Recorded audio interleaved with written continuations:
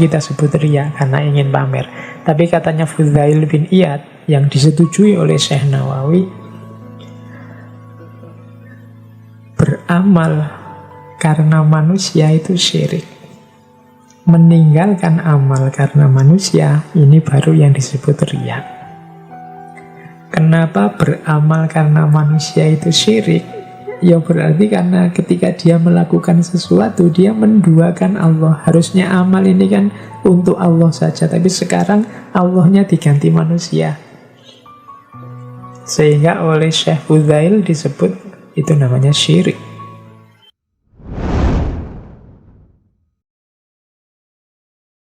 Bismillah, mari kita lanjutkan ngaji kita.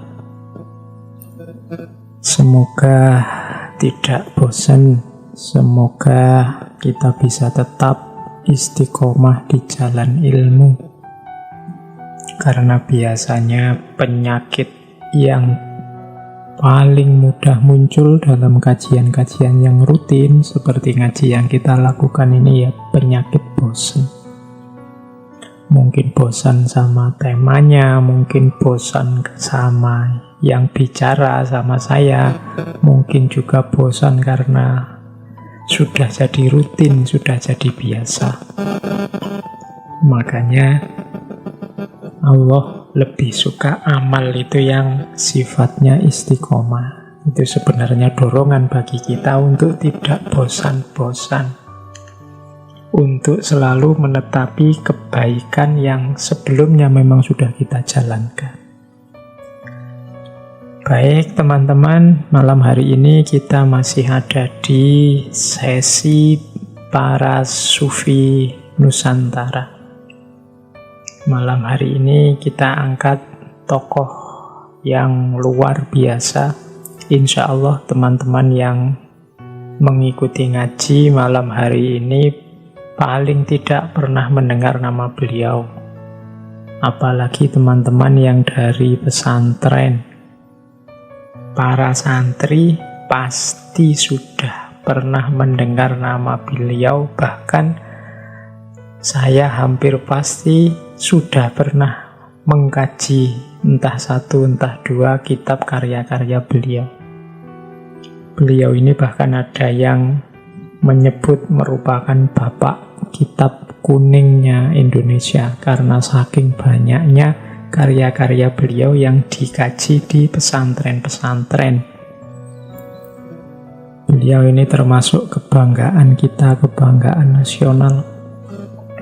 Karena beliau ulama besar diakui oleh dunia yang berasal dari Nusantara.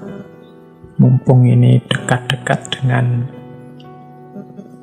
17 Agustus, hari kemerdekaan.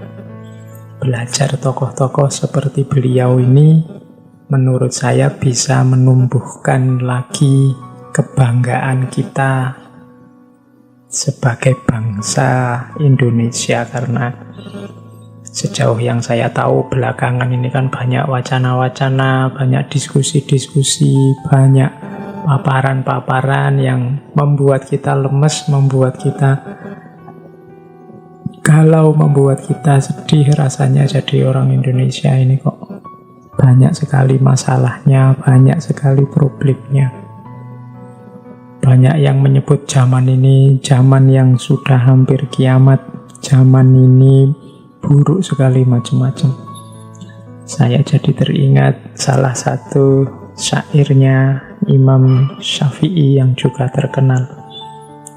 Ini menyindir orang-orang yang selalu mengeluh tentang buruknya zaman.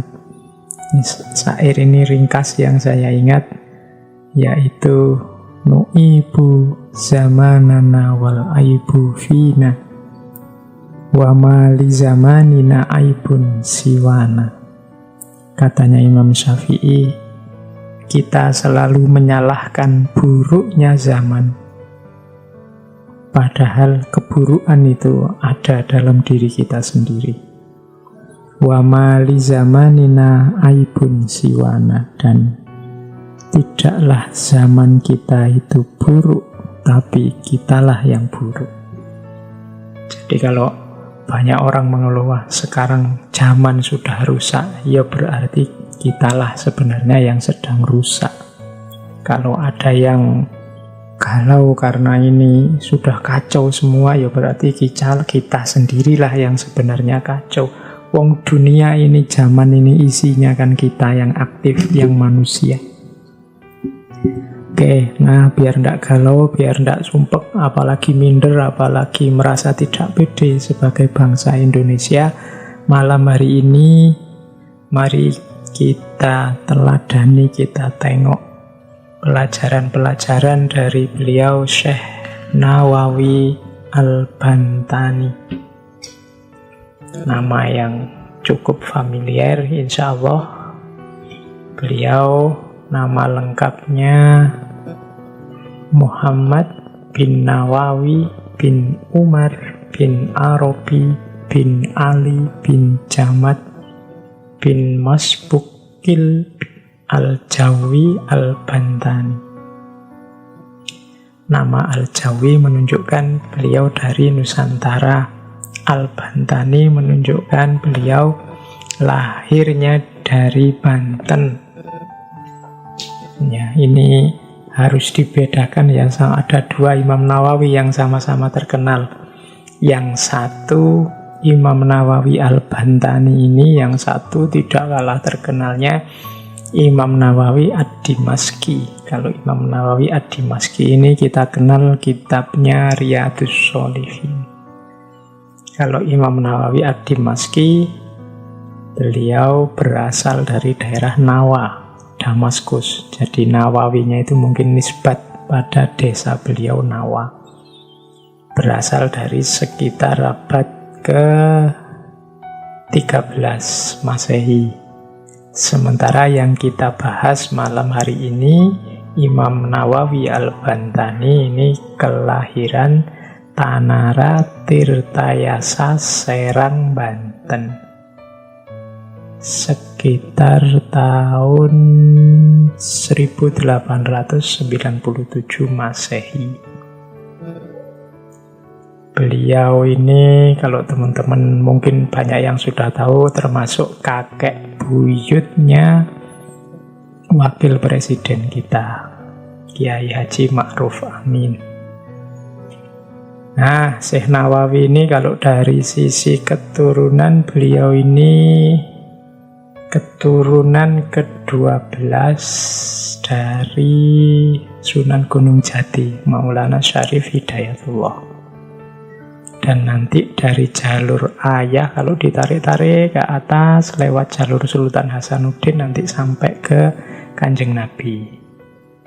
Ya, hari ini mungkin kita menyebutnya Syekh Mambu Habib mungkin ya, tapi ya memang beliau keturunan Kanjeng Nabi Muhammad melalui jalur Sultan Hasanuddin bin Sunan Gunung Jati. Nah, Syekh Nawawi ini mulai belajar ilmu agama sejak usia 5 tahun dari ayahnya sendiri. Nanti juga belajar ke ulama-ulama yang ada di sana, di sekitar sana, di Purwakarta, di Banten sendiri, sampai usia 15 tahun. Nah, nanti pada usia 15 tahun beliau ini berangkat ke Mekah, ke Arab Saudi untuk belajar selain haji. Jadi banyak memang ulama-ulama dulu itu ya haji sekaligus berguru ke sana. Kalau dulu masih naik kapal, belum ada pesawat. Nah, Imam Nawawi ini setelah 3 tahun di Mekah sempat pulang ke Banten sekitar 1828. Pas Indonesia sedang mengenaskan nasibnya, kita sedang dijajah oleh Belanda. Banyak praktek-praktek kezaliman, kesewenang-wenangan yang dilakukan oleh para penjajah terhadap rakyat. Nah, ini situasi rakyat saat itu membangkitkan semangat jihadnya Imam Nawawi. Beliau merasa terpanggil untuk menghapuskan ketidakadilan, kesewenang-wenangan yang dilakukan Hindia Belanda dengan cara beliau sendiri, yaitu lewat jalur dakwah. Tapi lama-lama dicurigai sama Belanda. Akhirnya dicekal oleh Belanda. Bahkan nanti beliau ini sempat dituduh termasuk pendukung Pangeran Diponegoro. Sehingga beliau diawasi terus, jadi tidak bebas.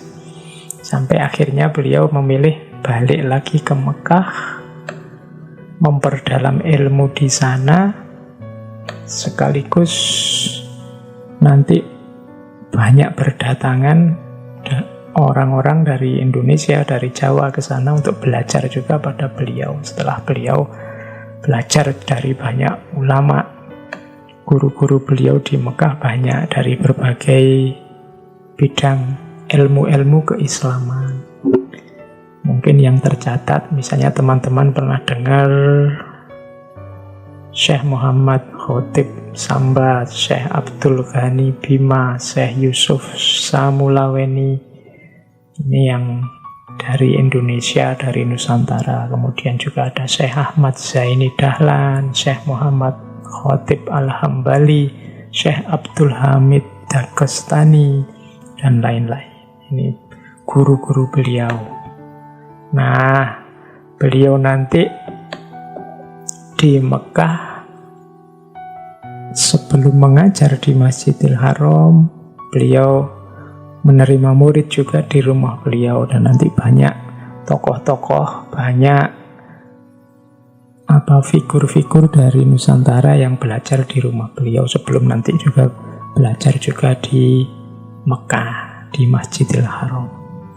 Nah, spesifikasi beliau ini banyak, karya-karyanya juga banyak, luar biasa. Beliau ini digelari Sayyidu Ulama Il-Hijaz. Jadi sayyidnya, pionirnya para ulama Hijaz. Beliau juga dapat gelar Imam Ulama Al-Haramain, imamnya para ulama dari dua kota haram, dua kota suci, Makkah dan Madinah. Ada juga yang menggelari beliau A'yanul Ulama Il-Qornil Robi Asyar Lil Hijrah. Jadi ulama tokoh utama abad 14 Hijriah. Dan banyak sebutan-sebutan beliau yang luar biasa karena beliau juga tokoh luar biasa. Murid-murid beliau hampir semua menjadi tokoh besar yang menentukan situasi Indonesia saat itu. Khususnya para tokoh-tokoh muslim, misalnya Mbah Kiai Haji Hashim Asy'ari, Mbah Kiai Haji Ahmad Dahlan, kemudian Syekhona Khalil Bangkalan, Kiai Haji Asy'ari Bawean, Kiai Asnawi dari Banten, termasuk yang kita bahas minggu depan, Kiai Soleh Darat. Jadi beliau ada gurunya para ulama Nusantara. Dan keahlian beliau ada di banyak bidang kalau dilihat dari karya-karyanya. Mulai tafsir, kemudian akidah atau kalam, hadis, fikih, tasawuf. Kalau tafsir, mungkin teman-teman pernah dengar tafsir Al-Munir atau biasa disebut tafsir Maroh Labid. Maroh Labid itu artinya kandang macan. Ini kitab tafsir yang luar biasa, 2 jilid tebal-tebal, 30 juz. Kalau bidang akidah, teman-teman mungkin pernah membaca kitab seperti Fathul Majid, Nurul Zolam, Tijanud Darori, dan lain-lain. Kalau hadis ada tangkihul qaul. Kalau fikih ada kasyifatus saja. Ini syarahnya Safinatun Najah. Ada Sulamul Munajah, ada Nihayatus Zain. Atau tentang hubungan suami istri yang populer sekali, Uqudul Lujen fi bayani hukukis zaujain. Nah, malam hari ini karena kita ada di tema Sufi Nusantara, saya hanya sedikit nanti mengangkat tema-tema yang berhubungan dengan tasawuf. Kalau tasawuf, beliau punya beberapa karya. Malam hari ini saya bawa sedikit-sedikit. Tidak mungkin saya kaji semua, waktu kita terbatas. Jadi anggap saja malam hari ini kayak film itu hanya trailernya saja dari beberapa kitab tasawuf. Paling tidak kalau teman-teman sudah tahu kira-kira isinya mirip-mirip seperti itu, silahkan nanti diperdalam sendiri. Jadi malam hari ini saya lihat-lihatkan sebentar dari 3 kitab tasawuf. Yang pertama, Qami'ut Tughyan. Qami'ut Tughyan itu istilahnya komik ya, tapi artinya bukan komik-komik yang dibaca teman-teman itu. Komik itu artinya pembasmi. Kalau Tughyan dari akar kata toho, artinya kezoliman. Jadi Qami'ut Tughyan itu pembasmi kezoliman. Ini kitab syarah terhadap kitab Syu'abul Iman yang sifatnya nazom-nazom tentang cabang iman yang jumlahnya 77. Kemudian juga saya bawa malam ini sedikit dari, mungkin teman-teman pernah dengar pasti, Nasoihul Ibad. Lengkapnya judulnya Nasoihul Ibad fi bayani al-fat al-munabbihat ala istidad li yaumil ma'ad. Panjang sekali ya. Jadi ini kitab yang sering dipakai, sering dikutip oleh para penceramah, para khotib, dan banyak dikaji di banyak sekali pesantren di Indonesia. Ini isinya hadis-hadis yang secara umum punya bilangan. Jadi hadis-hadis yang isinya keutamaan-keutamaan tapi mengandung bilangan. Nanti dikelompok-kelompokkan dari 2 perkara sampai 10 perkara. Sunai 2 perkara, 2 perkara, sulasi 3 perkara, 3 perkara, rubai, sampai nanti puncaknya usyairi. Jadi usyairi 10-an. Nah, yang membaca Nasoihul Ibad pasti sudah akrab dengan pola itu. Dan yang ketiga, sedikit nanti malam hari ini kita tengok Salalimul Fudhola. Salalimul Fudhola ini syarahnya kitab Hidayatul Azkiya, karangan Syekh Zainuddin Al-Malibari. Salalimul Fudhola ini kalau diartikan salalim itu tangga, Fudhola itu orang-orang yang utama. Jadi Salalimul Fudhola, tangga orang-orang yang utama. Oke, baik teman-teman, itu sedikit pengenalan terhadap beliau, Syekh Nawawi Al-Bantani. Semoga serba sedikit sekarang teman-teman ngertilah kenal beliau, karena mungkin selama ini hanya mendengar namanya. Meskipun sebenarnya kalau teman-teman mau referensi-referensi sekarang sudah banyak tentang beliau. Tadi saya bilang beliau ini multidisiplin ilmunya. Ilmunya sangat dalam. Malam hari ini kita hanya sedikit membahas aspek tasawufnya, karena bagi saya beliau juga seorang sufi besar. Banyak cerita-cerita karomah tentang beliau. Misalnya ada cerita beliau satu ketika waktu menulis kitab yang nanti dikenal dengan judul Marokil Ubudiyah. Marokil Ubudiyah ini syarahnya kitab Bidayatul Hidayahnya Imam Ghazali. Jadi beliau ini menulisnya di atas unta. Pas malam hari gelap. Akhirnya Syekh Nawawi berdoa, ya Allah, tolong jari saya ini dibuat bercahaya sehingga saya bisa melanjutkan menulis. Akhirnya atas kehendaknya Allah, kemudian jari kanan beliau bisa bercahaya, bisa dipakai semacam lampu. Dan dari situ nanti lahir Marokil Ubudiyah. Yang populer luar biasa juga kisah tentang beliau. Jadi setelah 3 tahun beliau meninggal, seperti tradisi yang ada di Arab Saudi, itu makam itu kan dipindahkan. Beliau kan dimakamkan di Ma'lah, di Mekah.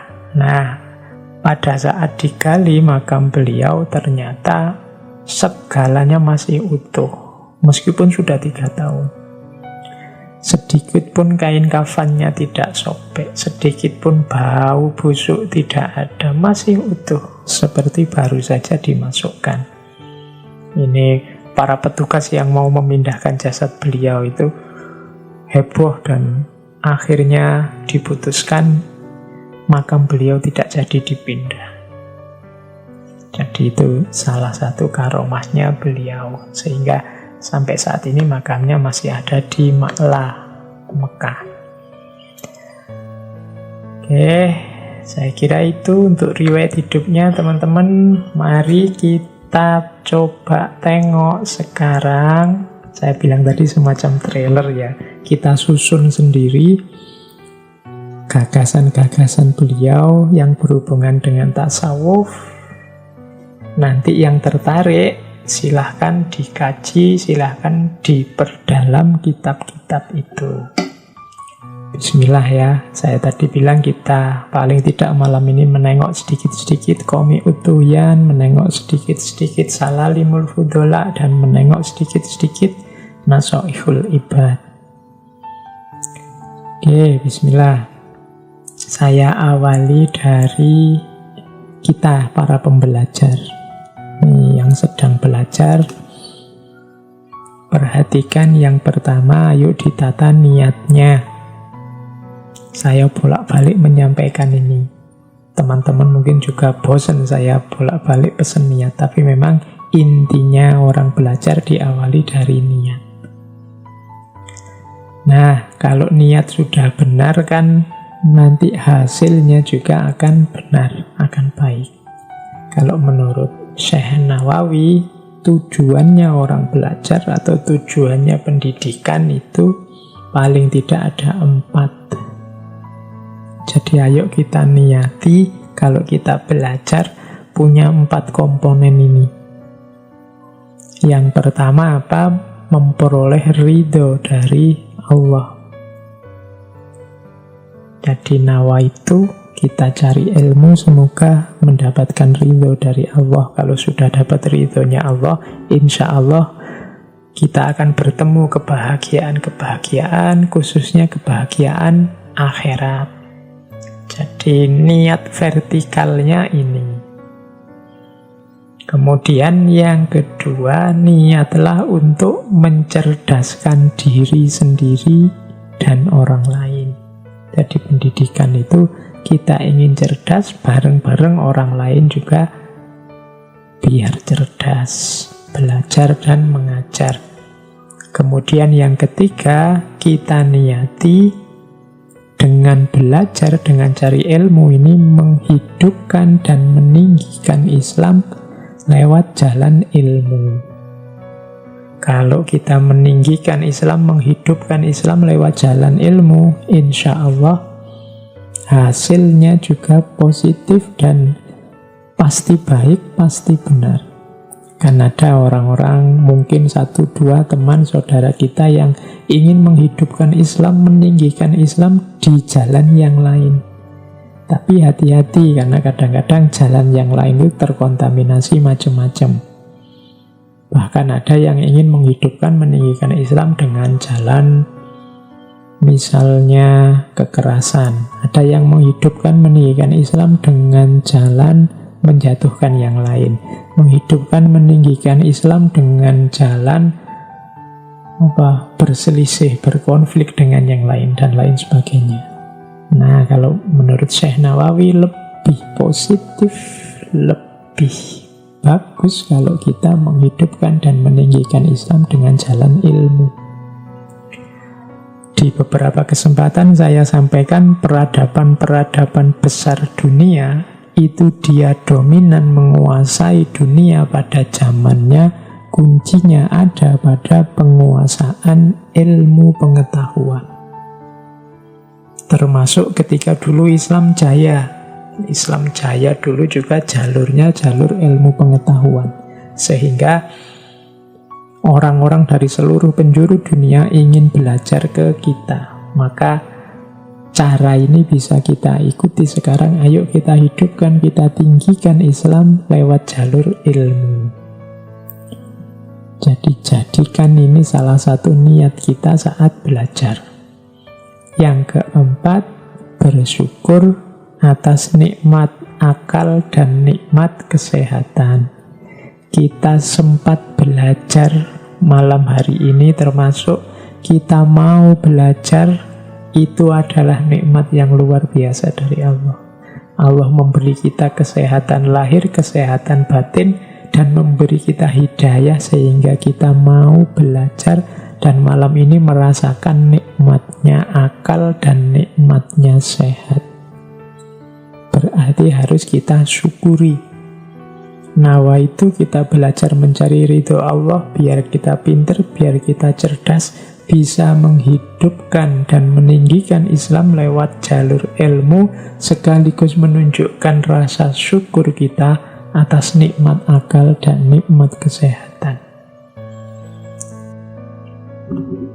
Baik, teman-teman, kita awali kajian kita tentang Syekh Nawawi ini, khususnya dalam tema-tema tasawuf, dalam hal yang berhubungan dengan tasawuf. Seperti saya bilang tadi, kita milih beberapa yang mungkin relevan untuk yang minat dengan kajian tasawuf.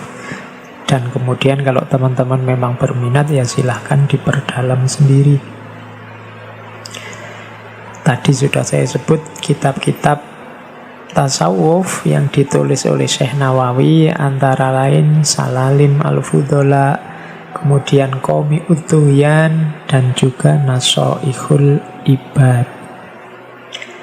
Kita awali pertama dari Salalim Al-Fudola. Saya ambil isu dasarnya dulu dari Salalim, yaitu keterkaitan antara syariat, thariqat, dan hakikat. Ini 3 istilah yang dibahas oleh banyak sufi. Karena rupanya banyak orang yang salah paham terhadap tasawuf. Dianggapnya tasawuf itu sudah anti syariat, tidak menjalankan syariat lagi. Dianggapnya orang-orang sufi itu sudah merasa makomnya tinggi sehingga sudah tidak mau syariat lagi. Padahal kalau teman-teman jeli menjelajah banyak gagasan-gagasan tasawuf, selalu saja disebut ada keterkaitan antara syariat, thariqat, dan hakikat. Syariat itu berarti ketetapan-ketetapan Allah untuk kita jalankan, termasuk larangan-larangannya untuk kita tinggalkan, yang itu disebut dalam Al-Quran dan Sunnah. Wilayahnya adalah wilayah fikih. Sholat, zakat, puasa, sedekah, wudhu, dan lain sebagainya. Ini namanya syariat. Ada dasarnya Al-Quran, ada dasarnya Sunnah. Semua perilaku kita sebagai seorang yang beragama, seorang muslim harus punya dasar, punya akar dalam syariat. Tidak boleh ngarang sendiri.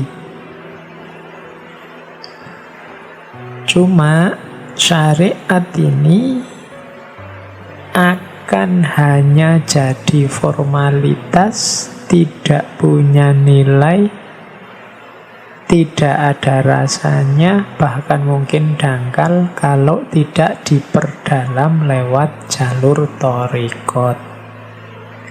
Thariqat ini semacam dimensi batinnya syariat.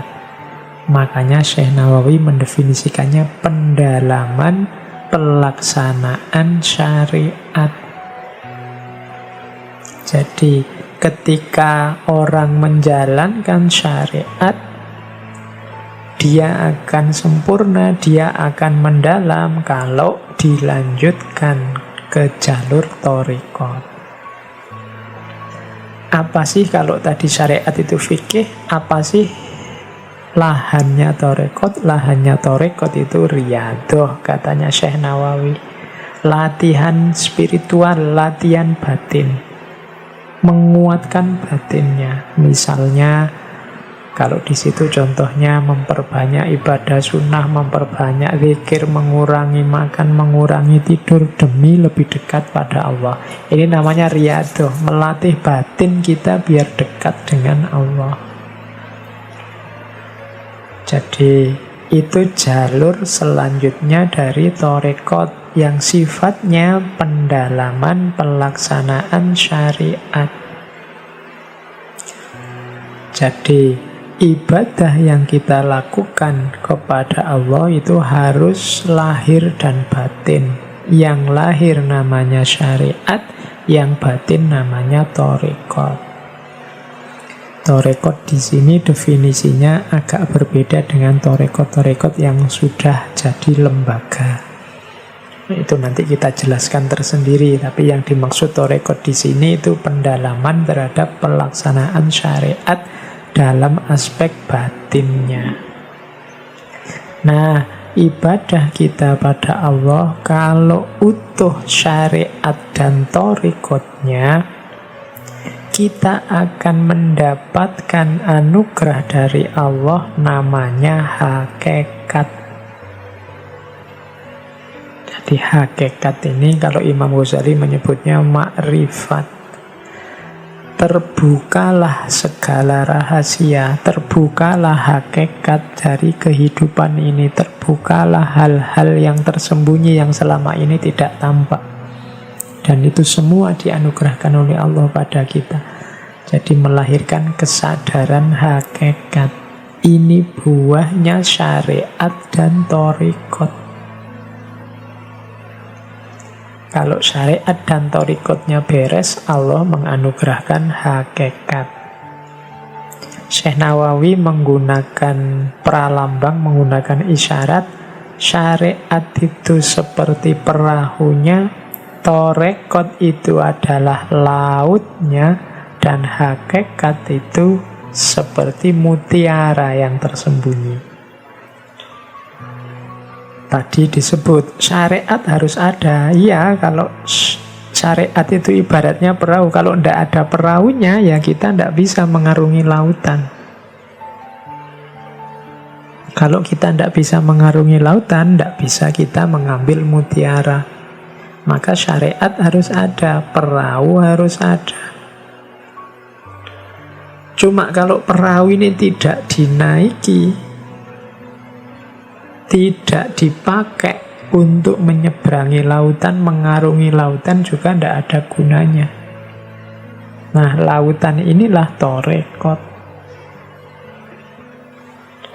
Ibadah yang lahir dan batin, perahu dan lautan. Kalau sudah naik perahu mengarungi lautan, maka ada kemungkinan kita menemukan mutiara. Tidak bisa dijujuk tiba-tiba hakikat, tiba-tiba ngambil mutiara saja. Tidak pakai perahu, tidak pakai lautan. Jadi kita ikuti alur berpikirnya Syekh Nawawi bahwa menjalankan laku batin itu harus ada dasarnya syariat dan nanti ada buahnya hakikat setelah menyempurnakan amal lewat thariqat. Ini bisa dilihat di Salalim Al-Fudola. Terus kalau sudah ngerti petanya syariat, thariqat, hakikat, sekarang saatnya melakukan perjalanan di dunia sufi, menempuh jalan sufi. Ini nanti Syekh Nawawi dalam Salalim Al-Fudola memberi 9 wasiat yang harus diperhatikan oleh mereka yang berminat untuk menempuh jalan batin. Mari kita lihat satu-satu yang 9 ini. Siapa tahu bermanfaat untuk kita. Karena kalau mau diteliti, banyak problem-problem hidup kita itu bukan karena dimensi lahiriahnya yang kacau, tapi semuanya berawal dari batin kita yang tidak tergarap serius. Maka tema-tema sufi seperti yang kita bahas malam hari ini menurut saya penting untuk membawa harmoni dan kestabilan dari banyak kekacauan-kekacauan yang terjadi di sekeliling kita hari ini. Nah, yang pertama harus ditempuh oleh siapapun yang berminat menggarap batinnya adalah taubat. Taubat ini tema yang dibahas oleh hampir semua sufi dan merupakan gerbang pertama yang harus dilalui oleh para salikin yang berjalan di jalan sufi. Taubat itu berarti sadar bahwa dirinya punya banyak salah, banyak dosa. Setelah sadar, memohon ampun kepada Allah. Setelah mohon ampun, niat secara sungguh-sungguh untuk tidak mengulangi lagi kesalahan yang sudah dilakukan. Kemudian yang keempat, kalau itu menyangkut haknya orang lain yang kita langgar atau kita ambil, maka dalam ranah taubat harus kita kembalikan hak orang lain itu. Jadi taubat itu variabelnya 4, ada penyesalan, ada mohon ampun, ada niat yang sungguh-sungguh untuk tidak mengulang, dan ada mengembalikan hak orang lain kalau ada yang terambil atau terikut. Kalau menyesal mungkin agak mudah, karena kita juga sering menyesal kalau melakukan dosa. Mohon ampun ya dengan mengucapkan istighfar pada Allah di banyak kesempatan. Nah, yang ketiga ini yang agak berat.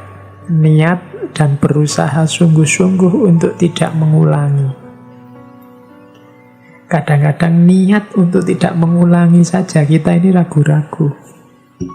Apa bisa ya Pak, saya tidak ngulang lagi. Melihat watak saya kok ya susah. Kalau niat saja tidak berani, ya tobatnya jadinya tidak utuh, tidak taubatan nasuha. Harus berani niat. Saya niat Pak untuk mati-matian biar dosa ini tidak terulang lagi. Ya bahwa mungkin nanti kepeleset lagi, semoga tidak karena disengaja. Karena kalau disengaja kan sejak tadi sudah menguatkan tekad. Kalau sejak awal tidak berani jamin akan tidak mengulangi lagi, ya namanya tidak jadi tobat. Tobat itu berjanji tidak mengulangi lagi. Jadi menyesal, minta ampun, niat tidak mengulangi lagi dan mengembalikan haknya orang lain. Jalan pertama, sebelum semua kualifikasi yang lain kita jalankan, ini harus beres dulu. Taubat. Kalau sudah taubat, jalan sufi yang kedua. Ridho dengan pemberian Allah yang kita sebut dengan istilah qanaah. Jadi qanaah ini kondisi jiwa kita yang menerima apapun pemberian dan keputusan Allah terhadap diri kita. Ini namanya qanaah. Ciri paling mudah jiwa kita itu jiwa qanaah atau tidak. Orang qanaah itu biasanya tidak banyak mengeluh, tidak banyak komplain, tidak banyak protes tentang situasi dan kondisi yang dia dapatkan, yang dia hadapi. Apapun yang menimpa dianggap sebagai anugerah ketetapan dari Allah. Nah, itu kalau kita nyampe punya jiwa semacam ini, berarti kita sudah punya jiwa qanaah. Menerima apapun keputusan Allah. Tidak mudah mengeluh, tidak mudah komplain, tidak mudah protes. Ridho. Nah, ini jalan kedua. Termasuk qanaah juga lebih memilih hal-hal, perkara-perkara, tindakan-tindakan yang utama dibandingkan yang tidak utama, meskipun seandainya yang tidak utama ini boleh secara syariat. Tidak lagi levelnya halal haram, tapi levelnya sudah utama, tidak utama. Tidak utama itu boleh, cuma tidak utama, tidak kualitas nomor satu. Perbuatan kualitas nomor satu itu perbuatan utama. Kita dipukul orang, itu boleh kalau ingin balas. Kalau dalam agama namanya kisos. Secara syariat, membalas sesuai kadar perbuatan itu boleh, tapi ada yang lebih utama apa? Memaafkan. Orang yang jiwanya qanaah itu yang dipilih yang memaafkan ini loh. Cirinya apa, Pak? Perbuatan itu utama atau tidak utama? Kalau Syekh Nawawi di situ menyebut perbuatan itu utama kalau dia berhubungan dengan kebutuhan kita, kemenangan kita, kebahagiaan kita di akhirat. Jadi kalau ada dua hal, yang ini manfaat untuk dunia, tapi kalau yang ini kita ambil manfaatnya untuk akhirat, biasanya perkara yang lebih utama itu yang untuk akhirat ini. Dunia kalah sebentar tidak apa-apa, berapa sih panjangnya umur kita di dunia? Kita sulit di dunia sebentar tidak masalah. Karena walal akhiratu khairul laka minal ula. Yang akhirat jauh lebih utama. Jadi jalan sufi yang kedua adalah pembentukan jiwa yang qanaah. Ridolah, terimalah semua keputusan Allah. Pilihlah hal-hal dan tindakan yang utama. Ini jalan yang kedua. Jalan yang ketiga yang harus kita tempuh sebagai seorang sufi adalah zuhud. Zuhud ini seperti qanaah, kondisi jiwa. Kalau zuhud, orang yang jiwanya zuhud ini orang yang Allah nomor satu dalam hidupnya. Dunia dan seisinya rankingnya di bawah Allah. Tidak mungkin orang yang zuhud ini menukar kedekatannya dengan Allah dengan hal-hal yang duniawi, dengan hal-hal yang tidak penting. Jadi orang zuhud itu kalau definisinya Syekh Nawawi, orang yang mampu meninggalkan segala sesuatu yang membuat dirinya lalai dari Allah. Ini juga mirip dengan qanaah tadi. Jiwa seorang zuhud itu jiwa yang siap menderita, siap mendapat apa saja, asal tidak jauh, tidak kehilangan Allah. Katanya Syekh Nawawi cirinya 3. Orang yang jiwanya zuhud itu yang pertama, orang yang tidak bahagia hanya karena memiliki dan tidak bersedih hanya karena kehilangan. Maksudnya apa?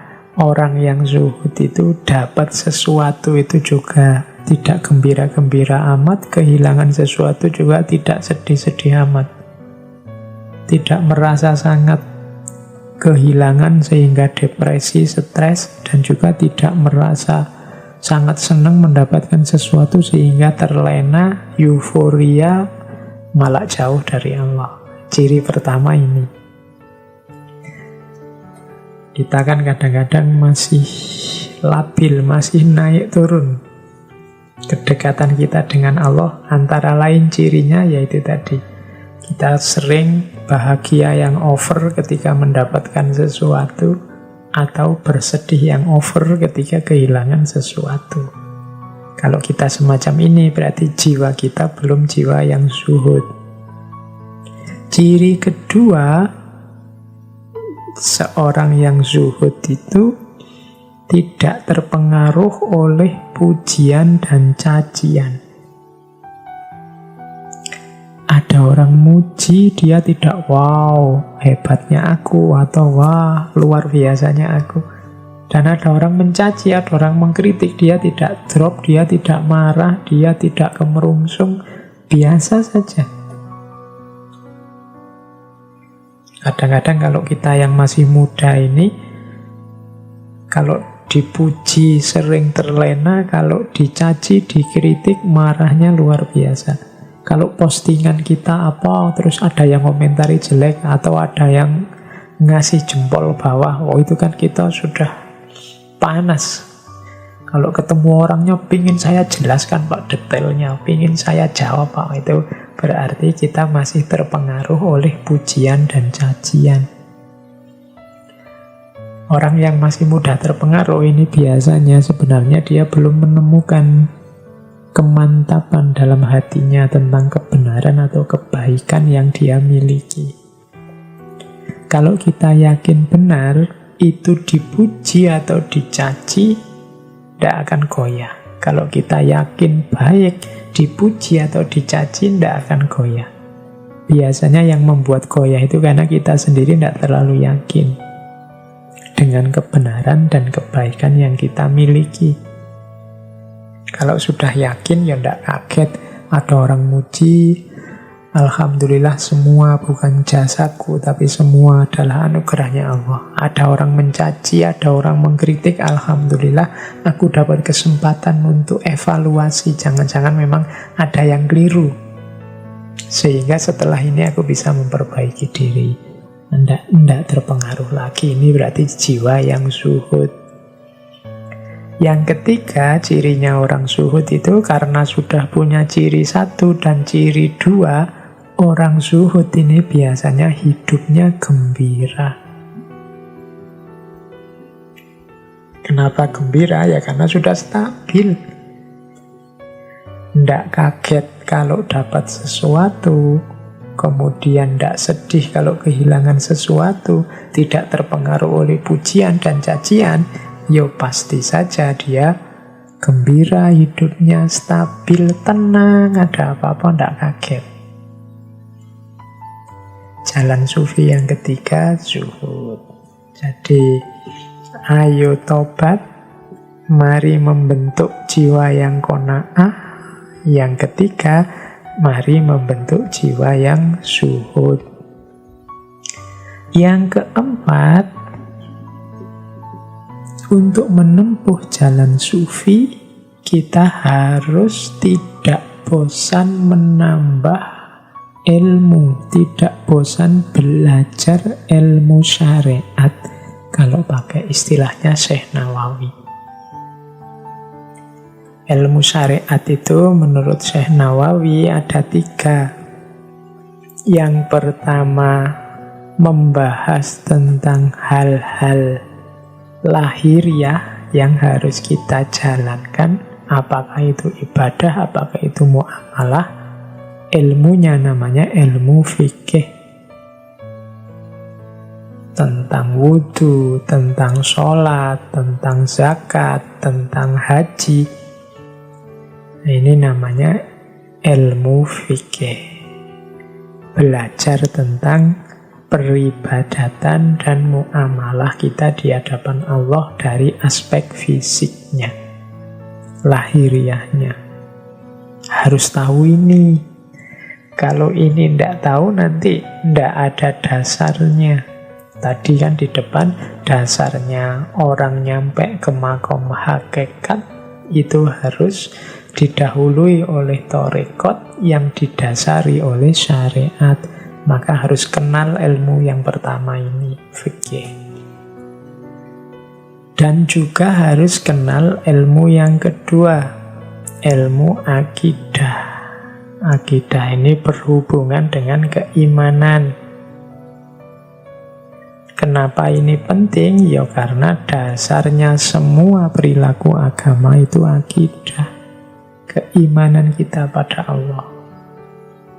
Jangan sampai nyeleweng, jangan sampai tidak sadar musyrik, tidak sadar kufur, tidak ngerti bahwa sudah melakukan kekufuran atau kemusyrikan atau kebid'ahan atau dan macam-macam. Ilmunya namanya ilmu tauhid atau ilmu akidah. Harus belajar ini juga. Selain belajar ilmu fikih, harus belajar ilmu akidah. Plus yang ketiga yang juga sama-sama wajib, yaitu belajar ilmu tasawuf. Dalam rangka apa? Kalau tadi fikih ini lahiriahnya, tauhid ini membahas dasar keimanannya, kalau tasawuf urusan hati dan batinnya. Tasawuf ini penting biar fikihnya tidak formalitas dan lahiriah saja. Tanpa tasawuf bisa-bisa lahirnya bagus, dalamnya rusak, dan itu merusak amaliyah lahir. Sholatnya bagus, tapi kok ya terus riak, hanya untuk pamer saja, hancurlah nilai dan pahalanya sholat. Hajinya sih luar biasa, bolak-balik, tapi kok ya terus jadi orang sombong, merasa lebih dari yang lain, rusaklah pahala keutamaan haji yang dia lakukan. Zakat tidak berhenti-berhenti, sedekah, infak, membantu tetangganya yang fakir miskin, tapi kok masih ada dengki, merusaklah dimensi batinnya dan amaliyah lahirnya otomatis juga ikut rusak. Maka ilmu tasawuf penting untuk menjaga ini semua.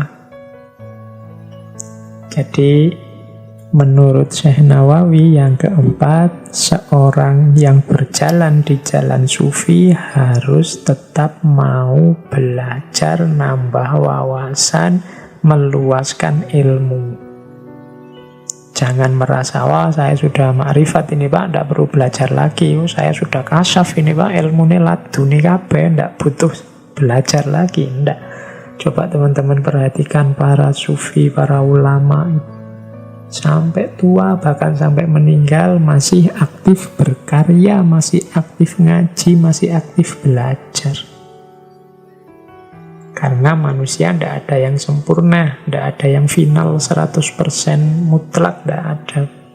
Selalu ada kurangnya, selalu ada keplesetnya, selalu ada lemahnya. Maka harus mau terus belajar nambah ilmu. Kalau tidak mau nambah ilmu, ya nanti macet dengan segala kelemahan dan kekurangannya, tidak naik-naik kelas. Ini jalan yang keempat.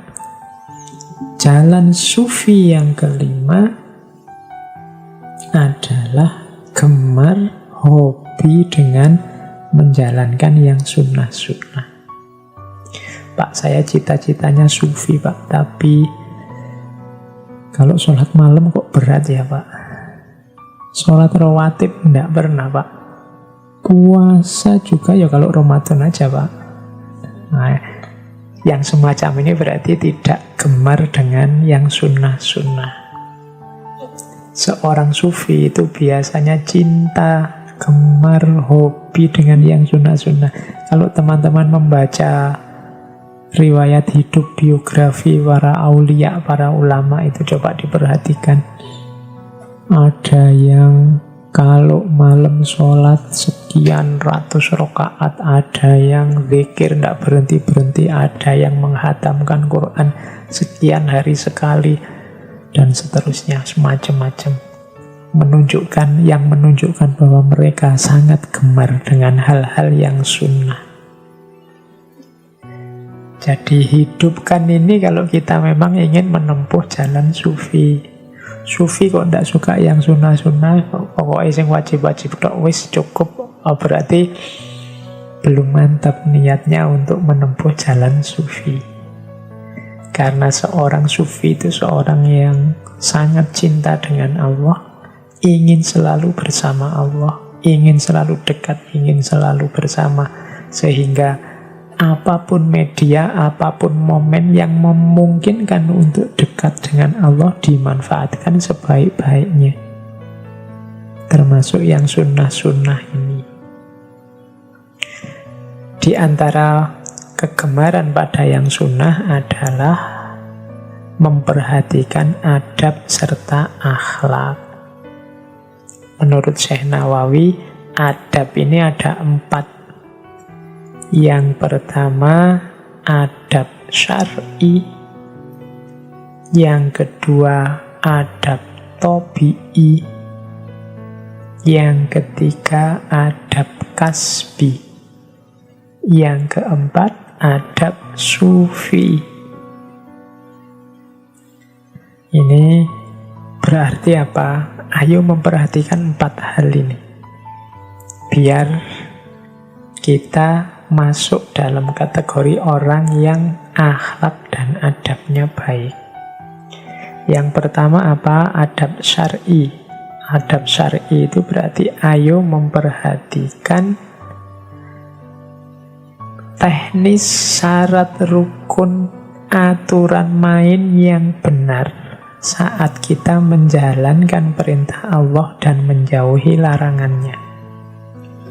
Ini namanya adab syar'i. Cara wudhu yang benar, cara sholat yang benar, cara haji yang benar. Nah, ini namanya adab syar'i.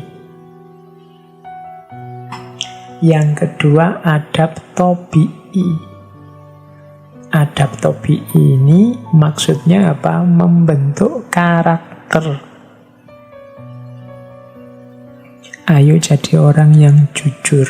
Ayo jadi orang yang penyayang. Ayo jadi orang yang pemaaf. Ini namanya adab tabi'i. Ini juga harus diperhatikan untuk membuat kita jadi orang yang beradab serta berakhlak.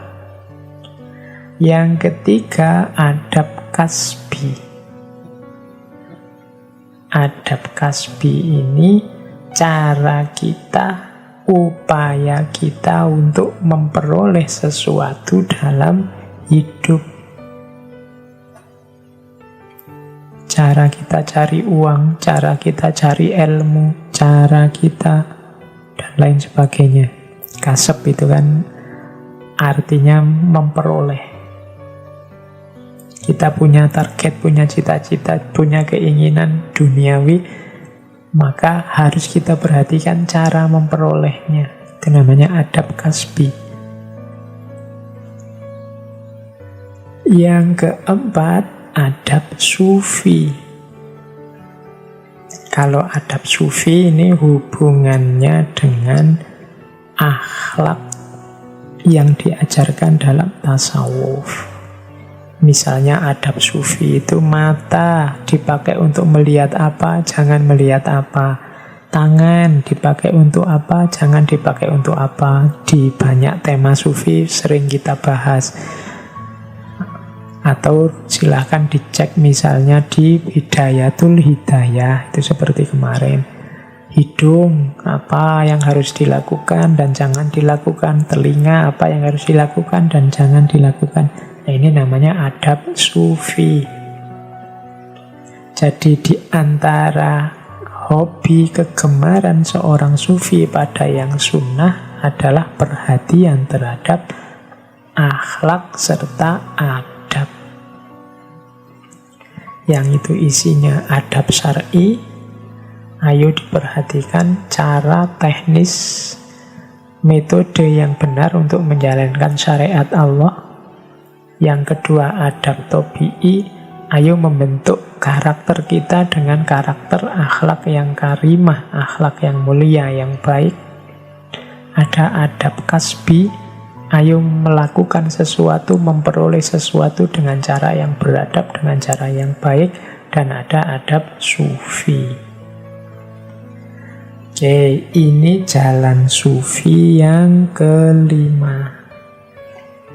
Menempuh jalan sufi dengan cara gemar senang melaksanakan hal-hal yang sunnah. Terus yang keenam,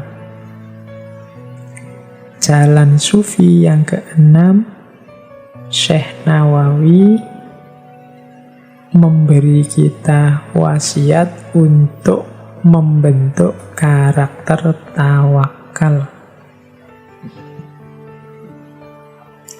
Tawakal ini nanti kalau di Indonesia diserap menjadi berhubungan dengan kata-kata wakil. Atau teman-teman mungkin masih ingat salah satu kalimat thayyibah, hasbunallah wa ni'mal wakil. Allah itu ni'mal wakil. Sebaik, senikmat-nikmatnya wakil yang bisa dipasrahi. Maksudnya apa? Allah lah tempat untuk berserah diri yang paling puncak, paling baik. Kalau kita sudah bisa membentuk sikap menyerahkan diri sepenuhnya pada Allah, itulah yang disebut jiwa yang tawakal.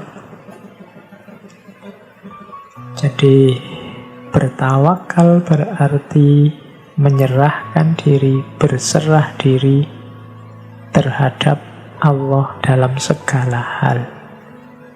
Kehendakku, kehendak kita serahkan pada kehendaknya Allah. Biasanya tawakal ini digandengkan dengan ikhtiar. Ikhtiar itu berusaha. Ikhtiar kemudian tawakal.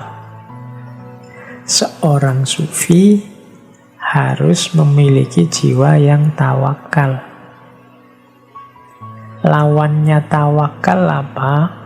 Orang yang merasa mampu, merasa bisa, orang yang merasa kuasa, ini orang yang susah untuk bertawakal.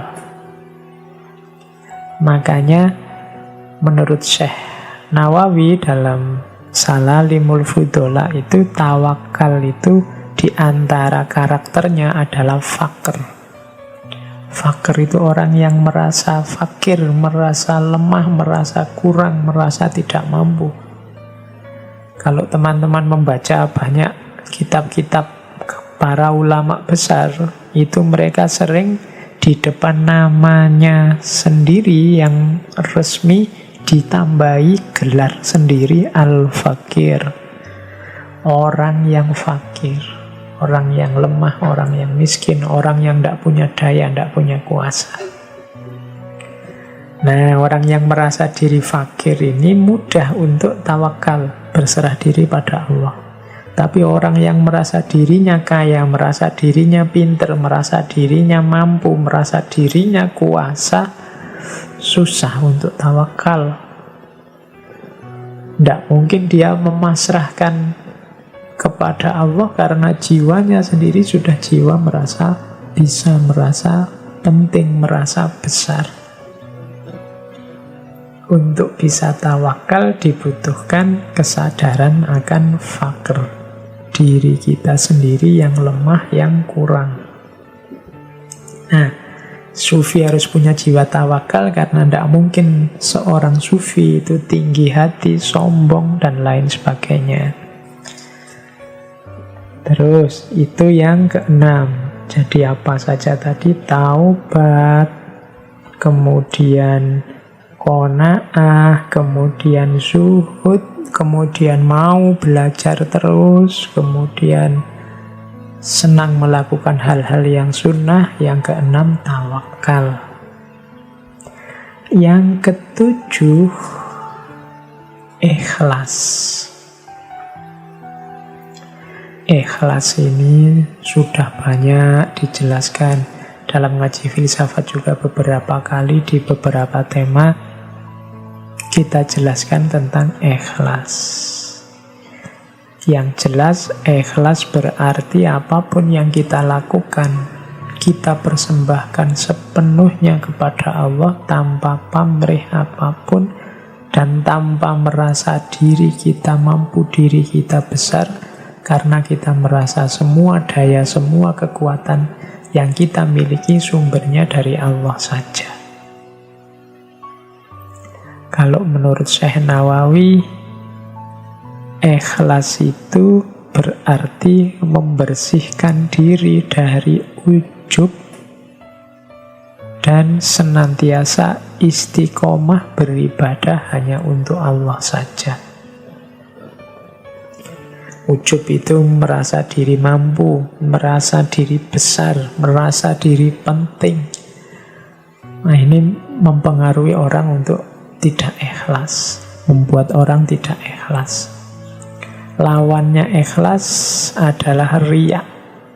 Riya itu pamer, ingin dipuji, ingin disanjung, ingin dilihat orang sebagai penting, ingin dilihat orang sebagai bisa.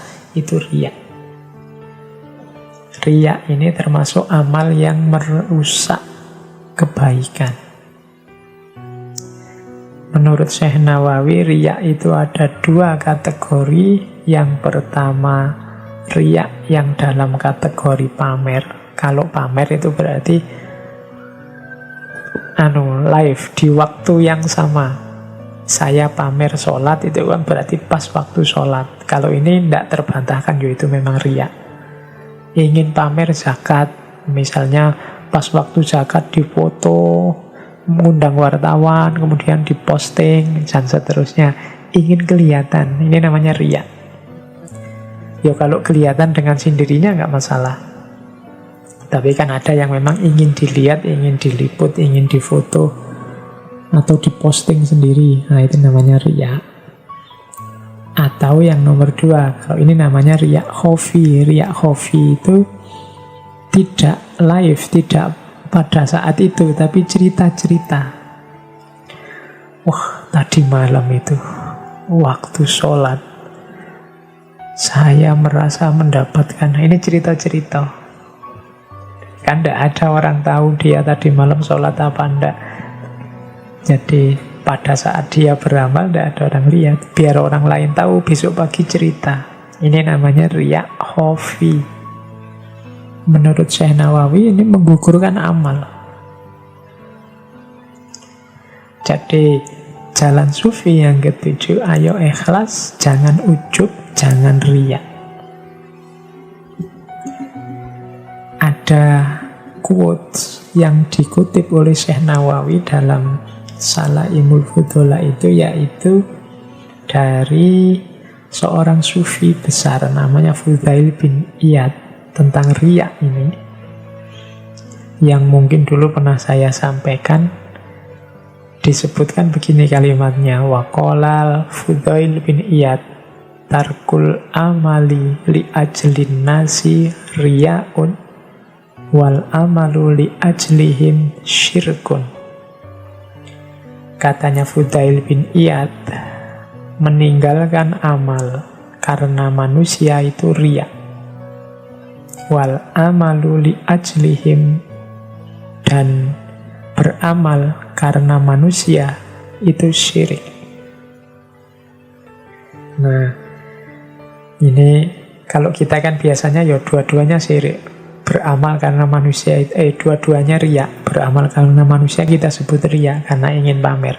Tapi katanya Fudzail bin Iyad yang disetujui oleh Syekh Nawawi, beramal karena manusia itu syirik. Meninggalkan amal karena manusia, ini baru yang disebut riya. Kenapa beramal karena manusia itu syirik? Ya berarti karena ketika dia melakukan sesuatu, dia menduakan Allah. Harusnya amal ini kan untuk Allah saja, tapi sekarang Allahnya diganti manusia. Sehingga oleh Syekh Fudzail disebut itu namanya syirik. Lah kalau yang riya gimana? Yang riya itu meninggalkan amal karena manusia. Meninggalkan amal karena manusia itu contohnya begini. Misalnya kita di satu momen kita yang biasanya sholat duha misalnya, kok yo pagi ini pas bareng teman-teman ini. Biasanya saya sholat duha sih, tapi saya mau pamit sholat duha ndak enak, nanti dianggap sok soleh atau dianggap halah sunnah aja atau lah, karena malu pertimbangan manusia terus ndak jadi sholat duha. Nah, ini namanya riya. Jadi berarti apa? Kita meninggalkan duha karena pertimbangan manusia, bukan karena Allah. Sebenarnya sih sunnah, tapi karena pertimbangannya pertimbangan manusia. Biar orang melihatku, oh ndak sih dia bukan orang soleh, oh ndak sih dia orangnya biasa saja. Oh, ini pertimbangan manusia. Maka itu namanya riya. Ada yang ingin dia pamerkan. Oh anak ini loh ndak suka pamer, anak ini sebenarnya rajin Senin Kemis tapi dia ndak diperlihatkan, dan seterusnya. Kita ingin dianggap seperti itu. Sebenarnya itulah riya. Anak ini sebenarnya baik luar biasa loh, nggak pernah posting aja dia. Sebenarnya dia ini amalnya banyak, dia nggak pernah pamer aja. Padahal itu kita sengaja nggak posting, sengaja nggak pamer, biar dipuji seperti itu. Nah itu namanya riya. Tapi kebalikannya, kalau kita beramal karena manusia, itu ndak cuma riya, tapi syirik. Berarti Allah kita padankan dengan manusia yang lain. Itu namanya syirik. Jadi ini pandangan dari Syekh Fudzail bin Iyad tentang riya yang merupakan lawannya ikhlas. Berarti harusnya bagaimana Pak? Ya sudah, pertimbangan manusia itu jangan jadi ukuran, jangan jadi parameter untuk kita melakukan sesuatu atau tidak melakukan sesuatu. Pertimbangannya harus pertimbangan Allah saja.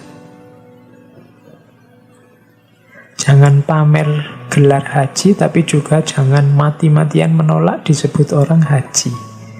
Kenapa mati-matian menolak juga jangan? Jatuhnya seperti itu tadi. Paling tidak, kalau ada orang mati-matian menolak, menunjukkan sebenarnya dia juga masih ribut, masih sibuk dengan panggilan. Terserahlah orang manggil apa, fokusku hanya Allah saja. Nah, itulah nanti yang jadi jalan untuk ikhlas.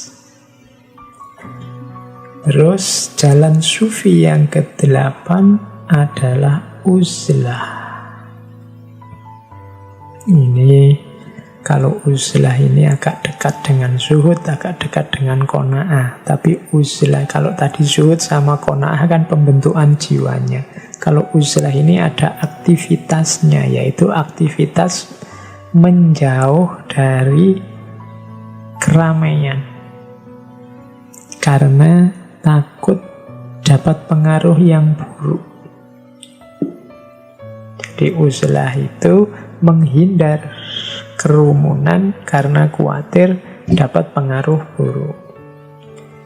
Alasan khawatir dapat pengaruh buruk ini penting, karena nantinya kalau dianggap oh sudah tidak ada pengaruh buruk, atau oh enggak kok ini orang-orang soleh semua, ya berarti tidak menjauh lagi.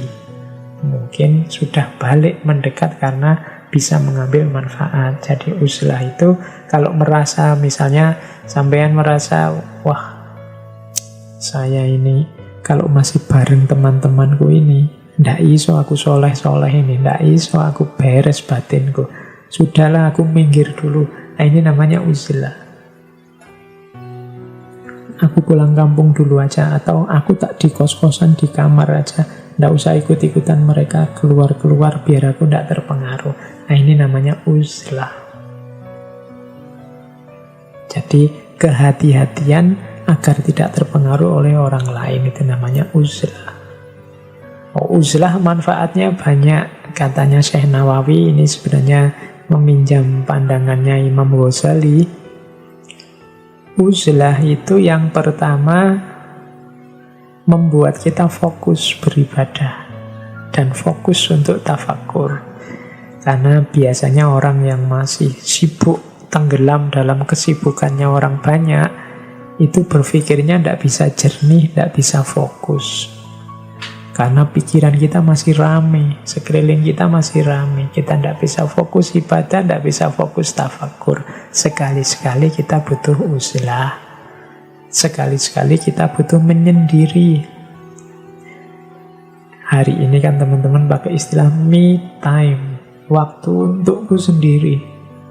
Nah, itu dalam dunia sufi ada istilah uzlah. Cuma ada muatan-muatan nilai-nilai sufistiknya. Jadi yang pertama fokus beribadah, tafakur, manfaatnya. Yang kedua apa? Ya karena jauh dari yang lain, akhirnya selamat, tidak banyak terjebak oleh dosa dan maksiat. Yang ketiga, selamat juga karena jarang berinteraksi, akhirnya tidak banyak dapat fitnah, adu domba, bahkan katanya Syekh Nawawi utang piutang. Ya kalau tidak ada temennya mau utang siapa? Jadi fokusnya hanya Pak untuk Allah saja. Kemudian terbebas dari pengaruh buruk, mencela orang lain, berprasangka buruk pada orang lain, mengadu domba orang lain. Yang kelima, dengan uzlah kita bisa mandiri, tidak tergantung pada orang lain. Kalau jauh dari orang itu kan kita tidak mudah lagi minta tolong. Kadang-kadang kita ini kalau pas banyak orang jadi manja. Ini minta dibantu, itu minta dibantu. Kadang ngambil pulpen yang di depan saja minta tolong orang lain. Padahal jalan sendiri juga bisa. Membuat kita manja. Tapi uzlah melatih kita mandiri, memenuhi kebutuhan, keinginan kita sendiri. Melatih untuk bergantung hanya pada Allah saja, tidak bergantung pada orang yang lain. Kita tidak membebani orang lain, itu manfaat yang keenam. Jadi menempuh jalan sufi ada opsi uzlah, menjauh sementara dari keramaian. Dalam dunia tasawuf, menjauh sementara ini hakikatnya dalam rangka melatih jiwa untuk tidak terlalu terikat oleh dunia. Karena kalau terlalu terikat oleh dunia, kita susah untuk dekat dengan Allah. Tapi latihan ini kalau masih kita terganggu oleh banyak orang yang lain, susah. Maka perlu menarik diri sebentar. Jadi yang pertama itu sebenarnya yang dituju, latihan diri. Kalau tadi susah untuk berjiwa qanaah, susah untuk berjiwa yang di atas tadi semuanya siap belajar, susah untuk tawakal, susah untuk zuhud, susah untuk ikhlas dan macam-macam. boleh ambil opsi uzlah, menjauh diri sebentar untuk mendidik diri uzlah, mendidik diri zuhud, mendidik diri qanaah dan lain sebagainya dengan jalan uzlah. Ini opsi yang ke-8. Jalan sufi yang ke-9, tips dari Syekh Nawawi, perhatikan pemanfaatan waktu dengan baik. Alokasikan waktu untuk diri kita sendiri, untuk orang yang berada dalam tanggungan kita, anak, istri, teman, dan lain-lain. Dan jangan lupa waktu untuk Allah. Manfaatkan waktu dengan baik. Di Salalimul Fudola ada beberapa yang disarankan oleh Syekh Nawawi. Ayo diperhatikan dalam sehari-hari. Yang pertama, jangan lupa ibadah. Sisihkan waktu untuk Allah melalui ibadah mahdoh maupun ghairu mahdoh. Sholat itu kan ibadah yang mahdoh, zakat, sedekah, dan lain sebagainya. Alokasikan waktu untuk ini. Paling tidak, kalau kita kan ada sholat itu kan yang 5 waktu. Yang nomor 2, sisihkan waktu untuk membaca Al-Quran, untuk melakukan zikir. Bikin jadwal sendiri. Kapan saya ngaji, kapan saya zikir di setiap harinya. Jangan sampai satu hari lewat, ndak ngaji beluas, ndak ada zikirnya sama sekali. Ndak ada zikirnya berarti ndak ingat Allah sama sekali hari itu. Kalau di kampus-kampus sering diprovokasi, pokoknya setiap hari harus membaca. Nah, sisipkan di antara yang dibaca setiap hari itu Al-Quran.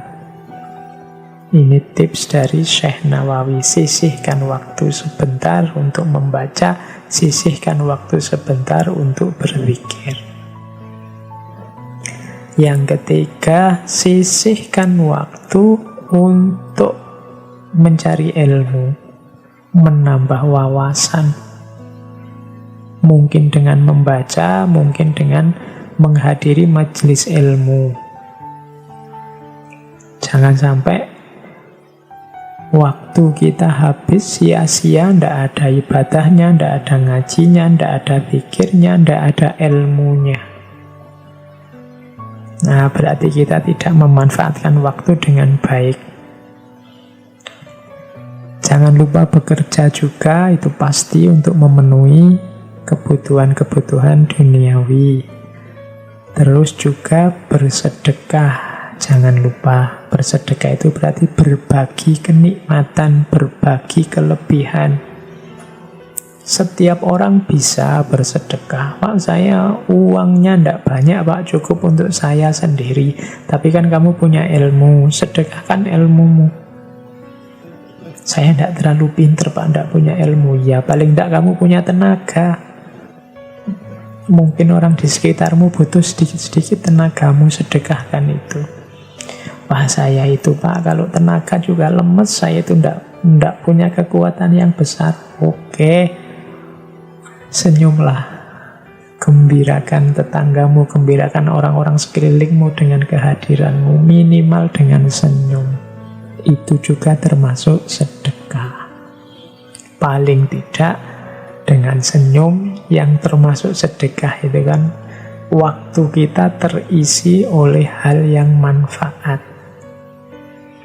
Seorang sufi harus sangat eman, sangat sayang dengan waktu. Kalau waktu lewat, ndak ada ibadah di situ, ndak ada ngaji Al-Quran di situ, ndak ada zikir di situ, ilmu ndak tambah, ndak ada pekerjaan yang manfaat untuk diri, keluarga, dan orang lain, ndak ada berbagi, ndak ada sharing, ndak ada sedekah. Berarti waktu kita tidak terkelola dengan baik. Usahakan kita punya jadwal, punya prioritas sendiri dalam penggunaan waktu, yang beberapa hal tadi masuk sebagai isinya. Nah, ini petunjuk melalui Salalin Al-Fudola, 9 wasiat dari Syekh Nawawi bagi teman-teman yang ingin mendalami tasawuf, menempuh jalan sufi. Jadi tips-tips yang pertama taubat, yang kedua qanaah, yang ketiga zuhud, yang keempat nambah ilmu, belajar ilmu syariat, yang kelima gemar melaksanakan perkara-perkara sunnah, yang keenam tawakal, yang ketujuh ikhlas, lawannya riya, yang kedelapan uzlah, dan yang kesembilan manfaatkan waktu dengan baik. Ini dari Salalin Al-Fudola. Oke, yo silahkan didalami, didetailkan sendiri isinya kitab Salalin Al-Fudola kalau teman-teman tertarik. Tadi kan saya bilang ini semacam trailer saja, promo saja. Silahkan yang tertarik dibaca, ngaji sendiri yang serius tentang kitab karya Syekh Nawawi Al-Bantani ini. Selanjutnya kita tengok juga sebentar Mashoihul Ibad. Ini yang di pesantren-pesantren, bahkan banyak guru yang sekarang mengkaji kitab ini, bahkan online. Teman-teman tinggal mencari. Banyak ustadz yang sekarang mengkaji kitab ini yang bisa diakses lewat YouTube atau lewat jalur-jalur medsos yang lain. Malam ini saya cuma nyinggung sedikit-sedikit saja biar teman-teman tertarik. Kalau memang sudah tertarik, ikuti kajian beliau-beliau. Ini saya nyuplik beberapa bagian. Yang pertama saya cuplik adalah tentang orang yang bertakwa. Saya melihat ada bagian yang menarik ketika Syekh Nawawi membahas ciri-ciri orang yang bertakwa. Ada 5. Ciri yang kelima, katanya Syekh Nawawi, orang yang bertakwa itu lebih memilih kematian dibandingkan kehidupan. Istilah mati sebelum hidup atau mati di dalam hidup dan seterusnya ini kan sering kita dengar dalam ajaran-ajaran para sufi. Kalau menurut Syekh Nawawi, orang yang bertakwa memilih kematian dibandingkan kehidupan, itu maksudnya ada 4. Kematian yang dimaksud itu bukan kok mati yang terus kita dikubur itu, yang umur kita, jatah umur kita habis. Tapi memilih kematian itu bukan berarti bunuh diri juga. Jangan-jangan teman-teman mengartikannya, wah milih kematian berarti tidak mau kerja, milih kematian berarti bunuh diri, Pak. Tidak. Kematian menurut Syekh Nawawi itu ada 4 kategori. Kematian dalam rangka sebagai cirinya seorang yang bertakwa. Yang ini pakai simbol-simbol warna. Ada mautun ahmar. Mautun ahmar itu kematian merah. Ada mautun abiyat. Mautun abiyat itu kematian yang putih. Ada mautun ahdor. Mautun ahdor itu kematian yang hijau. Ada mautun aswad. Mautun aswad itu kematian yang hitam. Mautun ahmar apa? Mautun ahmar itu pilihlah kematian dengan cara menentang nafsu. Kalau nafsu meminta ke atas, jalanlah ke bawah.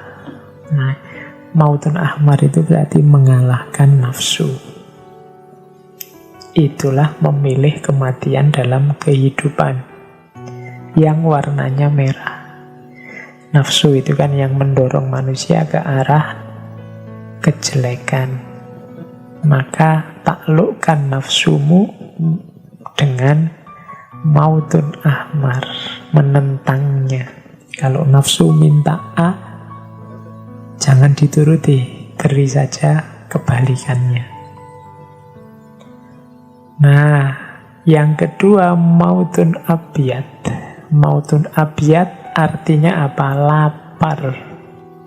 Orang biasanya milih makan dan kenyang, tapi mautun abyad, pilihlah lapar. Ini termasuk definisi milih kematian dibandingkan kehidupan tadi. Milih lapar itu berarti apa? Lapar itu membuat batin jernih. Kebalikannya kenyang. Kalau kenyang membuat orang terlena, kurang daya untuk melakukan kebaikan. Tapi orang yang lapar, batinnya dan hatinya jernih dan bercahaya. Maka seorang sufi lebih memilih lapar. Yang ketiga, mautun akhdur, maut yang hijau. Kalau ini kesederhanaan, simbolnya pakaian. Jadi tidak bermewahan dalam berpakaian, itu mautun akhdur. Tadi yang mautun abyad lapar, kalau mautun akhdur ini sederhana. Dan yang terakhir mautun aswad. Mautun aswad itu tidak merasakan penderitaan yang datangnya dari makhluk karena dia hanya ingat Allah saja. Mautun aswad ini berarti apa? Hidup yang diwarnai oleh Allah saja. Dunia sudah tidak penting lagi, segala penderitaan, segala kesulitan yang itu duniawi tidak membuatnya gentar. Orang semacam ini tergolong orang yang bertakwa karena memilih kematian dibandingkan kehidupan. Memilih Allah dibandingkan dunia.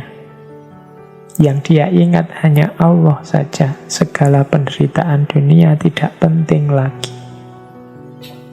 Ini seperti munajatnya Kanjeng Nabi setelah dikejar-kejar, dilempari batu berdarah-darah di Taif, yang kemudian Nabi bersabda, in lam takun wadiban alayya ya Allah fala ubali, asal engkau tidak marah padaku wahai Allah, aku tidak peduli. Jadi yang diingat hanya Allah saja. Nah, ini bagian ini bisa dilihat di Nasoihul Ibad. Di Nasoihul Ibad juga saya bawa ada tentang salah satu hadis Nabi yang mungkin bisa jadi pelajaran buat kita. Diriwayatkan dari Nabi SAW, sesungguhnya beliau bersabda, barang siapa yang pada waktu pagi hari memasuki waktu subuh dalam keadaan mengadu kepada manusia tentang kesulitan hidupnya, maka seakan-akan ia telah mengadukan Tuhannya. Sesungguhnya pengaduan selayaknya hanya kepada Allah, karena pengaduan kesulitan hidup kepada Allah termasuk doa. Adapun mengadu kepada manusia menunjukkan tidak adanya ridho dengan pembagian Allah. Ini sabda Nabi yang mengingatkan kita, satu-satunya tempat kita mengadu dalam hidup itu ya Allah. Kalau kita mengadu ke manusia, itu menunjukkan sebenarnya kita tidak ridho kepada ketetapan Allah. Beda dengan kalau kita mengadu pada Allah. Kalau kita mengadu pada Allah, itu sebenarnya mirip seperti kalau kita berdoa meminta sesuatu kepada Allah. Jadi jangan mengadu kepada manusia, karena hal itu membuktikan engkau sebenarnya sedang tidak ridho dengan pembagian dari Allah. Mengadulah pada Allah karena itu menunjukkan engkau sedang berdoa kepadanya. Ini nasihat dari Nasoihul Ibad. Silahkan nanti dicari bagian itu di Nasoihul Ibad. Nah, dari Nasoihul Ibad juga ada beberapa cerita. Mungkin teman-teman sudah capek malam ini mendengarkan saya ngomong tentang beliau, Imam Nawawi Al-Bantani. Kita akhiri sesi malam ini dengan beberapa cerita dari kitab Nasoihul Ibad.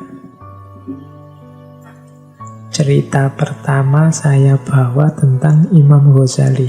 Ini ada pelajarannya.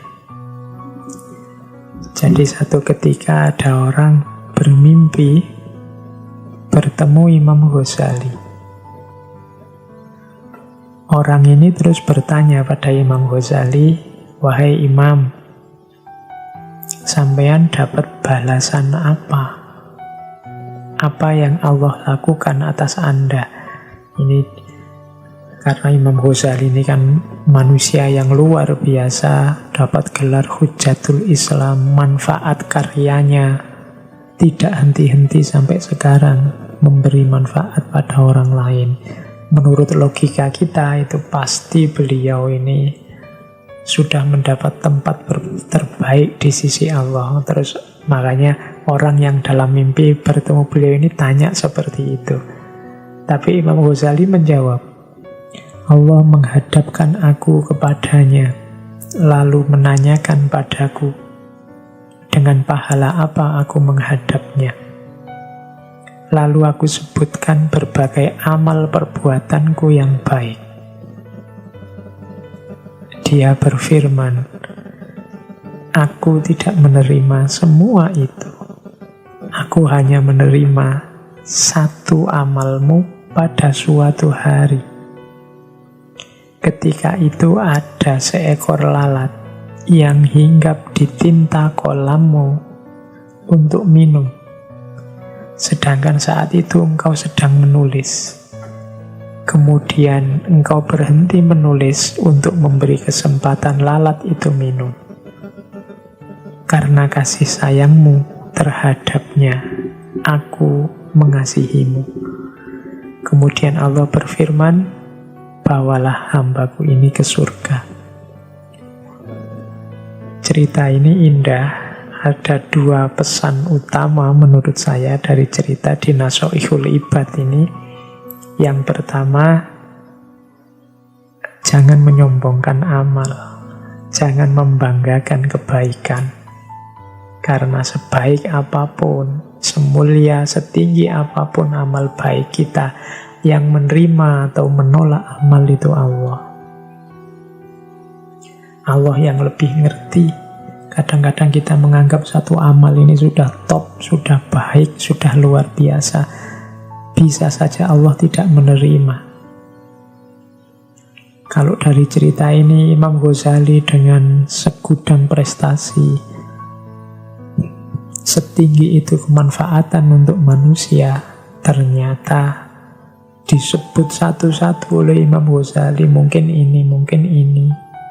Allah malah berfirman, tidak ada satupun yang aku terima. Mungkin dengan bahasa yang lain, aku tidak tersentuh terhadap satupun amal yang engkau sebut.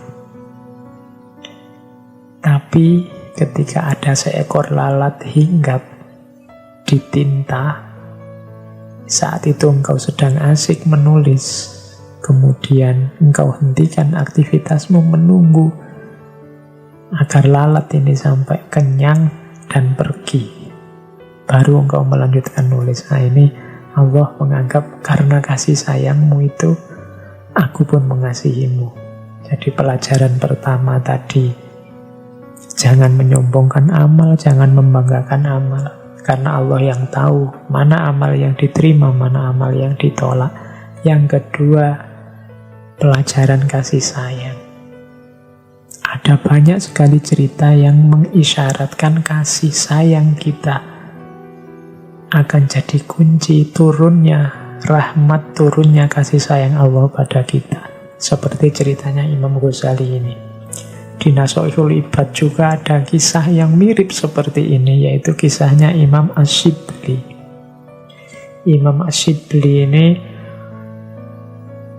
sama ceritanya seperti Imam Ghazali tadi. Ada seseorang bermimpi ketemu beliau yang saat itu beliau sudah meninggal. Imam Ash-Shibli dalam obrolannya dengan orang yang memimpikan dia ini bercerita, Imam Shibli cerita, setelah beliau meninggal, kemudian Allah menyapa, berfirman padaku, katanya Imam Ash-Shibli, wahai Abu Bakar, sebab apa aku mengampunimu? Karena amal baikku, jawabnya Imam Shibli. Imam Shibli ini kan seorang ulama sufi, orang soleh yang tidak diragukan lagi manfaat dan kebaikannya. Jadi ketika Allah tanya, kira-kira aku akan mengampunimu karena sebab apa? Jawabnya Imam Ash-Shibli, karena amal baikku. Tapi Allah menjawab, tidak, bukan karena itu.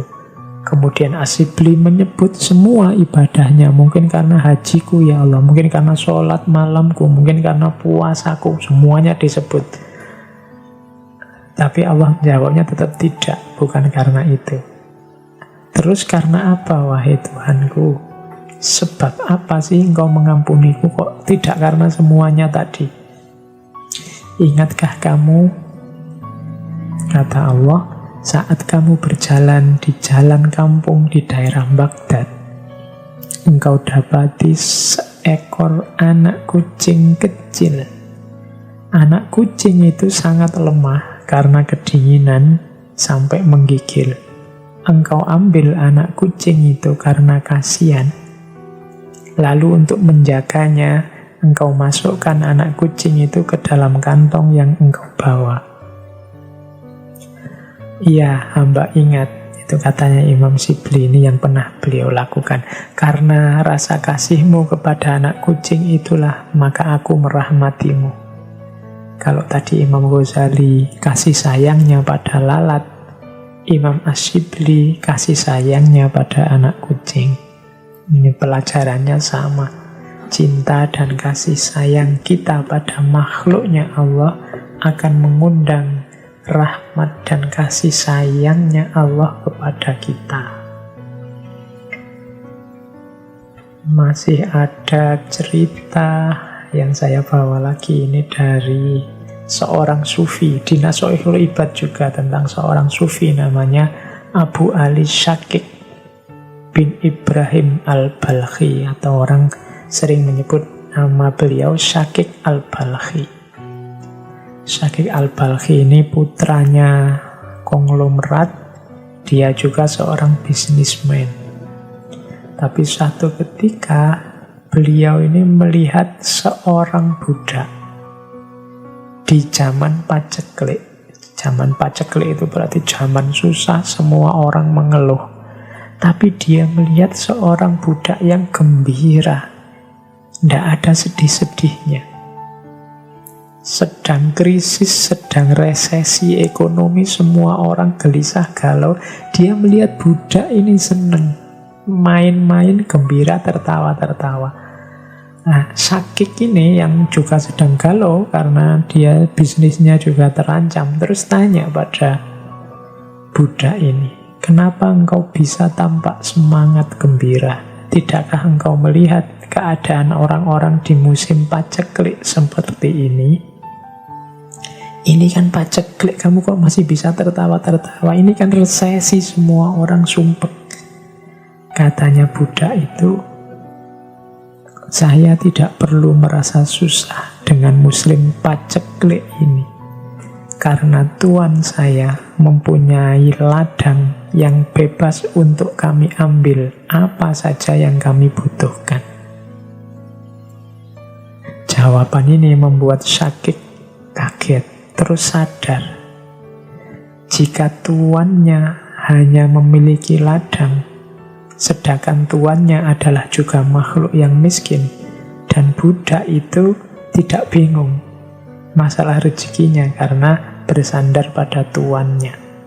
Maka bagaimana seorang muslim seperti aku memusingkan soal rezeki, sedang Tuhanku adalah Tuhan yang maha kaya. Jadi budak ini merasa gembira, tidak ada sedih-sedihnya meskipun resesi, karena dia percaya pada tuannya yang punya ladang, yang ladangnya bebas diambil kapan saja. Membuat Syakik Al-Balkhi ini sadar, layo, dia hanya tuannya. Padahal tuan yang dia sandari ini hakikatnya juga miskin juga kalau dibandingkan tuanku, yaitu Tuhanku yang maha kaya. Bagaimana aku bisa sedih urusan bisnis macet, urusan resesi, urusan rezeki yang tidak lancar? Bukankah Tuhanku, Tuhan kita maha kaya? Kita bersandar pada Tuhan yang maha kaya, yang membebaskan kita mengambil apa saja yang kita butuhkan di muka bumi ini. Maka dari situ Syakik Al-Balkhi terus sadar, terus meninggalkan semua hartanya, menempuh jalan sufi. Karena dia sekarang sadar sandarannya adalah Tuhan yang maha kaya. Tidak pantas lagi dia sedih, dia gelisah soal rezeki. Nah, itu cerita yang lain dari Nasoihul Ibad. Masih banyak sebenarnya cerita-cerita, tapi menurut saya silahkan bagi teman-teman yang tertarik, ya silahkan dikaji, ikutilah ngaji beliau-beliau, para ustadz, para alim, para ulama. Bahkan mungkin di banyak pesantren kitab ini masih dikaji. Silahkan diikuti Nasoihul Ibad yang ditulis oleh Syekh Nawawi Al-Bantani. Baik teman-teman, saya kira itu dulu ya, sedikit pancingan-pancingan, sedikit kita tengok kitab-kitab karya-karya Syekh Nawawi Al-Bantani. Paling tidak malam hari ini kita tahu semacam itulah kira-kira beberapa gagasan tasawuf dari Syekh Nawawi Al-Bantani. Bagi yang tertarik dengan beliau ini, ya silahkan diperdalam. Beliau tidak cuma expert di bidang sufi, tasawuf, tapi juga punya banyak karya di bidang fikih, punya banyak karya di bidang hadis, di bidang akidah, dan lain sebagainya. Konon karya beliau jumlahnya bahkan sampai 115 judul kitab. Oh, itu lebih banyak jumlah kitab beliau, jumlah karya beliau kalau dibandingkan usia beliau sendiri. Jadi ini menunjukkan memang beliau orang yang dianugerahi oleh Allah kemampuan, dianugerahi oleh Allah dengan kepandaian, kecerdasan, sehingga mampu melahirkan banyak karya. Yang ini harusnya menginspirasi kita, membesarkan hati kita sebagai bangsa Indonesia, bahwa nenek moyang kita, kakek nenek kita dulu adalah orang-orang besar yang disegani, dihargai. Levelnya tidak cuma nasional, tidak cuma Nusantara, tapi juga internasional, diakui di mana-mana. Saya kira itu kajian kita malam hari ini. Kurang lebihnya mohon maaf. Insya Allah minggu depan kita lanjutkan dengan salah seorang muridnya Syekh Nawawi, yaitu Kiai Haji Soleh Darat As-Samarani dari Semarang.